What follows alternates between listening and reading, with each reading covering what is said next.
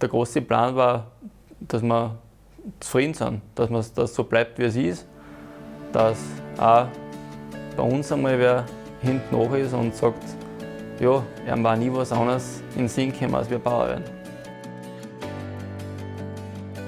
Also seit 1980 gibt es bei uns die Gästebeherbergung, seitdem das Haus der Vater gebaut hat. Und ja, ist eines der wichtigsten Standbeine, die wir haben, muss man sagen. Und auch der Vorteil, dass man Gästen, die was jetzt mit der Landwirtschaft einfach nichts am Hut haben, einer das beibringen kann, was ist Landwirtschaft und was heißt Landwirtschaft. Seit es den Urlaub am Bauernhof gibt, also die Mama hat das damals noch übergehabt und seitdem wir Gäste beherbergen und es Urlaub am Bauernhof gibt, sind wir eigentlich dabei. Und eigentlich haben wir dann gemeinsam entschieden, wir stellen den Betrieb um auf Bio.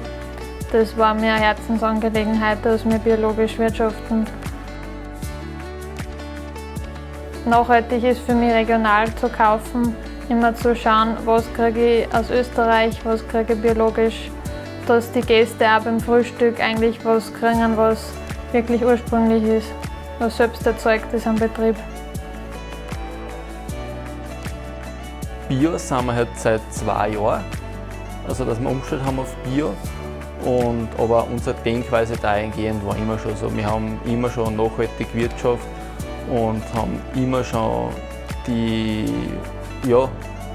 so gearbeitet, dass wir nicht mehr aus dem Betrieb rausholen, quasi als was auf Vertrag so auf die Art. Nicht? Die Gäste gehen nach wie vor immer noch gern mit in den Stall und sind natürlich absolut wissbegierig, was im Stall geht und wie das Ganze anläuft und wie wir das machen und warum wir das machen. Und das gibt nichts Schöneres, als wir sagen, dürfen wir in den Stall gehen und dann sagen wir, ja, geht's mit, dann erklären wir eigentlich das. Ja, ich sage immer, das ist die kleine heile Welt, wo wir leben. Da ist die Welt nur in Ordnung.